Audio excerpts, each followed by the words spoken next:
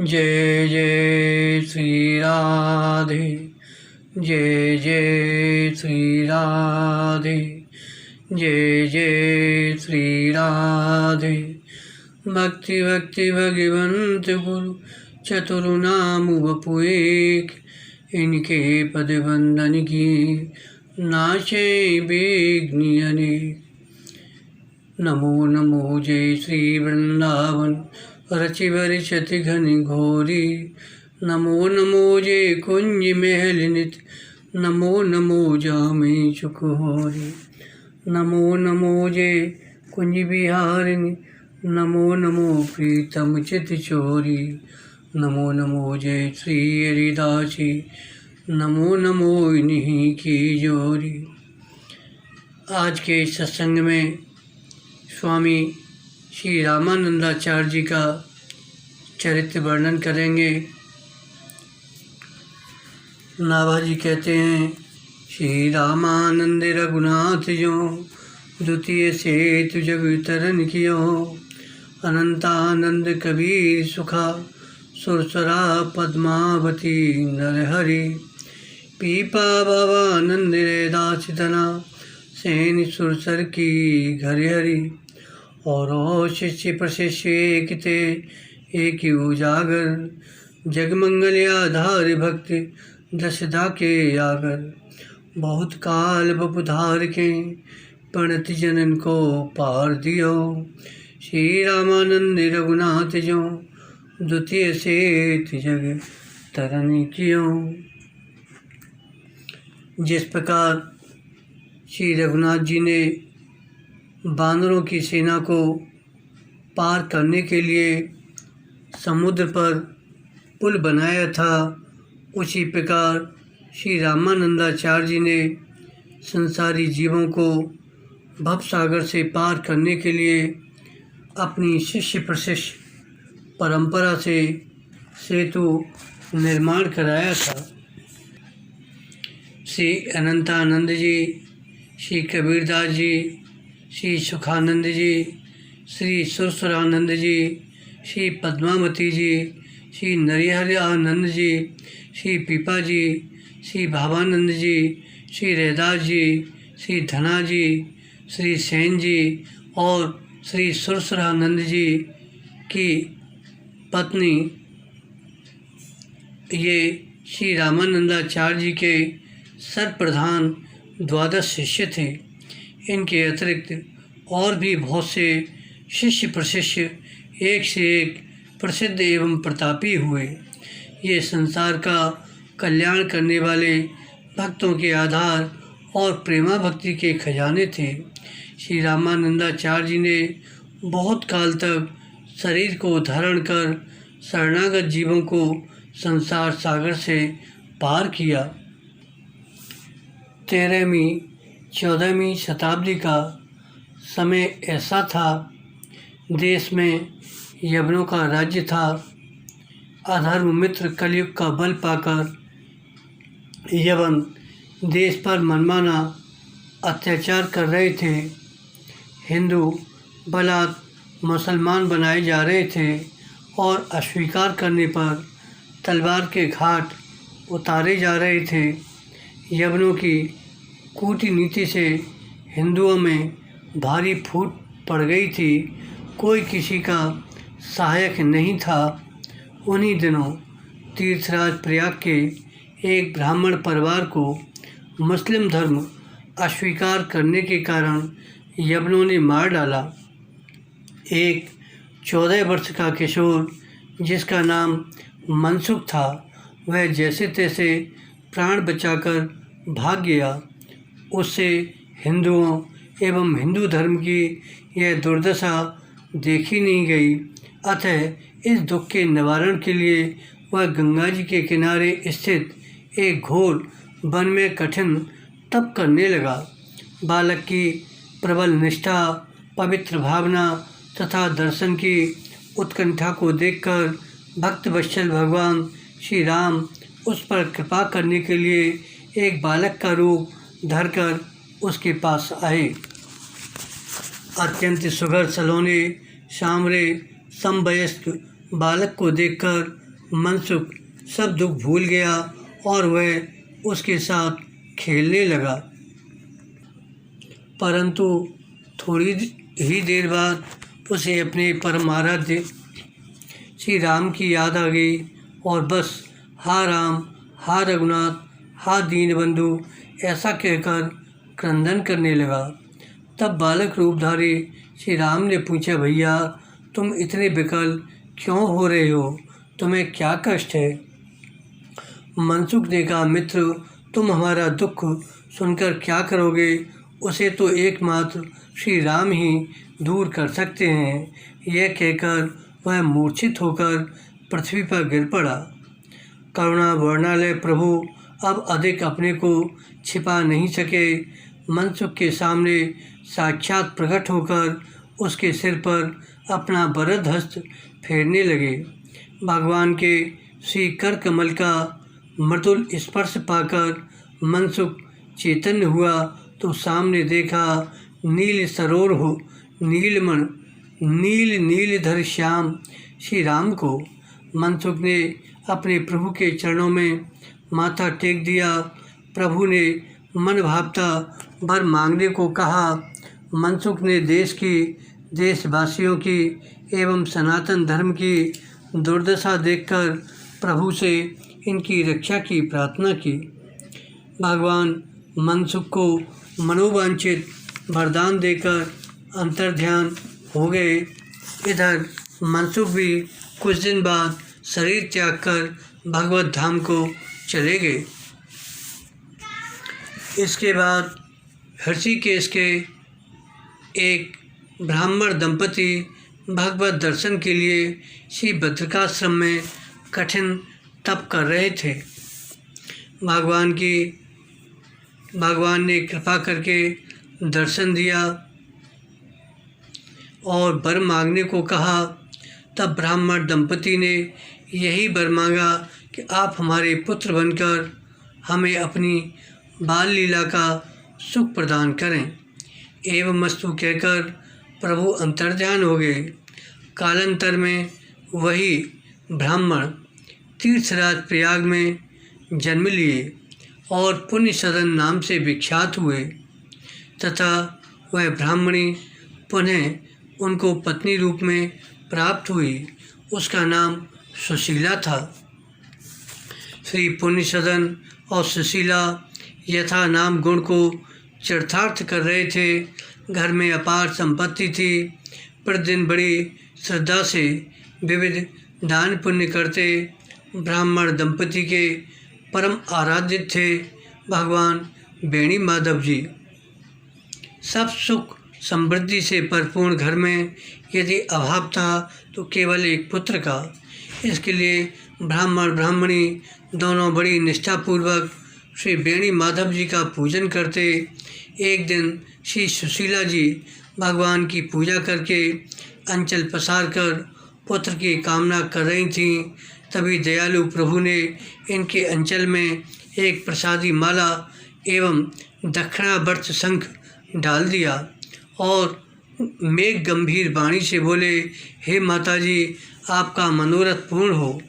माता संबोधन करके मानो भगवान ने संकेत किया, मैं स्वयं पुत्र होऊंगा। इसी वरदान के अनुसार विक्रम संवत 1256 माघ कृष्ण सप्तमी तिथि चित्रा नक्षत्र सिद्ध योग कुंभ लग्न में 7 दंड दिन चढ़े स्वयं भगवान श्री राम जी श्री पुण्य सदन सुशीला के पुत्र रूप में प्रकट हुए। अत्यंत अलौकिक सौंदर्य सिंधु शिशु को देखकर माता पिता के हर्ष का ठिकाना नहीं रहा। बड़े उत्साह से जन्मोत्सव मनाया गया। यथा समय जात कर्म आदि सब संस्कार सानंद संपन्न हुए। नामकरण के शुभ अवसर पर ज्योतिर्विद ब्राह्मणों ने बालक का नाम रखा रामदत्त। शिशु रामदत्त अपनी नित्य नवीन लोकोत्तर लीलाओं द्वारा माता पिता पुरजन परिजन को परमानंद प्रदान करते थे। भाद्रपद शुक्ल पक्ष की ऋषि पंचमी को अन्नप्राशन का उत्सव मनाया गया। बालक रामदत्त ने खीर के कटोरे का स्पर्श किया। माता ने खीर के अतिरिक्त और भी बहुत सी मिठाई बनाई, नमकीन आदि भी थीं, बालक के मुंह में डाले, परंतु आप केवल थोड़ी सी खीर खाकर मचल गए और कोई वस्तु मुंह में लेते ही नहीं। उसी दिन से एकमात्र खीर ही आपका खाद्य रहा। एक दिन आपके पिता पूजा गृह में बैठकर ध्यान कर रहे थे। आप भुटवन चलकर चुपके से पिता के पास पहुंचकर पूजा में रखा हुआ दक्षिणावर्त शंख बजाने लगे। पिताजी ने चौंक कर नेत्र खोला तो देखा बालक रामदत्त है। बालक की चपलता पर प्रथम तो हंस गए, परंतु विचार आया कि पूजन योगी शंख को अनजान में बालक ने मुंह से फूंक कर बजा दिया है। कहीं ऐसा न हो कि भगवान अप्रसन्न हो जाएं। अतएव वे प्रभु से क्षमा प्रार्थना करने लगे। रात्रि में भगवान बेड़ी माधव ने स्वप्न दिया कि बालक को मेरा ही स्वरूप समझकर शंख उसे ही दे दो, उसे बजाने दो। प्रातःकाल पिताजी ने वह दक्षिणावर्त शंख आपको ही सौंप दिया। आप दिन में 4 बार प्रातः, मध्याह्न, संध्या एवं शयन काल में शंख ध्वनि करते, जिसे सुनकर लोगों को महान आनंद मिलता। 5 वर्ष की अवस्था में पिताजी आपको श्रीमद् वाल्मीकि रामायण, गीता, भागवत आदि के श्लोक कंठ कराने लगे। कोई भी श्लोक का अर्थ, प्रसंग एक बार श्रवण मात्र से ही कंठस्थ हो जाता। आपकी इस अलौकिक प्रतिभा को देखकर बड़े बड़े विद्वान आश्चर्यचकित हो जाते। प्रयाग कुंभ के अवसर पर विद्वानों की विशाल सभा में आपने संपूर्ण श्रीमद् वाल्मीकि रामायण मुखाग्र सुनाई और श्री रामायण के रहस्यों को समझाया तथा जनता के आग्रह करने पर सबको सदुपदेश दिया। सब लोगों ने एक स्वर से स्वीकार किया, यह तो कोई अवतारी बालक है और आगे चलकर निश्चय ही जगतगुरु होगा। उस समय आपकी अवस्था 7 वर्ष की थी। 8वें वर्ष माघ शुक्ल द्वादशी को यज्ञोपवीत संस्कार किया गया। उपनयन विधि के अनुसार ये पलाश दंड धारण कर काशी में पढ़ने के लिए चले गए। कुछ दूर जाने पर पुरोहित ने कहा, अब लौट आइए, विधि पूरी हो गई। आप बोले कि मुझे झूठी रीति पसंद नहीं है, मैं तो अब विद्या अध्ययन करने काशी जाऊंगा ही। सब लोग समझाते समझाते हार गए, परंतु आप अपने निश्चय पर अडिग रहे। अंततोगत्वा माता पिता भी घर छोड़कर आपके पीछे पीछे चल दिए। प्रयाग से पैदल चलकर काशी पहुँचे। काशी में आपके मामा पंडित ओंकार शर्मा नैयायिक रहते थे। माता पिता आपको लेकर उन्हीं के घर गए। श्री ओंकार शर्मा के संरक्षण में आपने अध्ययन प्रारंभ किया और अत्यंत अल्पकाल में ही सर्वशास्त्र निष्णात हो गए। विद्या अध्ययन का फल है विवेक की प्राप्ति, नहीं तो विद्या बिन विवेक उपजाए। श्रम फल पढ़े, किए और पाए। आपको विवेक प्राप्त हो चुका था। पुत्र की वैराग्य वृत्ति को देखकर पिता माता ने सांडिल्य गोत्र उत्पन्न माधवी नाम की सर्वगुण संपन्ना कन्या के साथ विवाह निश्चय कर लिया। आपने शास्त्रीय सतर्कों द्वारा भक्ति, ज्ञान, वैराग्य की श्रेष्ठता का प्रतिपादन करते हुए आजीवन नैष्ठिक ब्रह्मचर्य व्रत धारण करने का अपना निश्चय पिता के सामने प्रस्तुत किया। उधर माधवी को स्वप्न में दिव्य आदेश दिया कि तुम रामानंद जी को पति रूप में वरण करने का निश्चय छोड़कर गुरु मानकर उनसे उपदेश ग्रहण करो, तुम्हारा कल्याण हो जाएगा। माधवी अपने परिवार वालों को साथ लेकर श्री रामानंद जी की शरण में आई और उनसे मंत्र दीक्षा की याचना की। श्री रामानंद जी ने उसके प्रेम अनुग्रह को देखकर, उसकी सच्ची जिज्ञासा जानकर कृपा करके शंख बजा दिया। दिव्य शंख ध्वनि सुनते ही उसकी समाधि लग गई। कुछ देर बाद जब समाधि छूटी तो वह बोली, मुझे साक्षात भगवान से दिव्य दीक्षा मिल गई। अब मैं अभी ही भगवत धाम को जा रही हूँ। इसके बाद उसने ब्रह्मरंध्र से प्राणों का उत्क्रमण कर भगवत पद को प्राप्त कर लिया। श्री रामानंद जी का यह दिव्य प्रभाव क्षण मात्र में संपूर्ण काशीपुरी में व्याप्त हो गया। असंख्यों नर नारी दीक्षा के लिए पूजन की सामग्री ले लेकर आपके पास आने लगे। और की तो बात ही क्या, स्वयं माता पिता भी आपसे दीक्षा के लिए प्रार्थना करने लगे। तब तो रामानंद जी को बड़ा ही संकोच हुआ और इस धर्म संकट से बचने के लिए एकाएक सबके देखते देखते अंतर्ध्यान हो गए।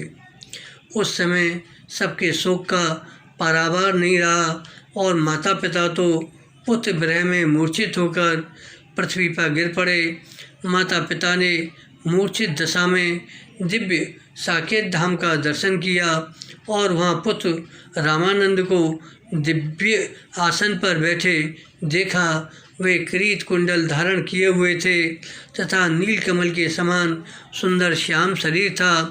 परंतु दूसरे ही क्षण जब मूर्छा दूर हुई तो पुनः प्रबल पुत्र प्रेम उमड़ पड़ा। उस शोक के वेग को न सह सकने के कारण माता ने तत्काल शरीर त्याग दिया। इससे लोगों का दुख और भी दूना हो गया। सब लोग हा रामानंद की रट लगाए हुए थे।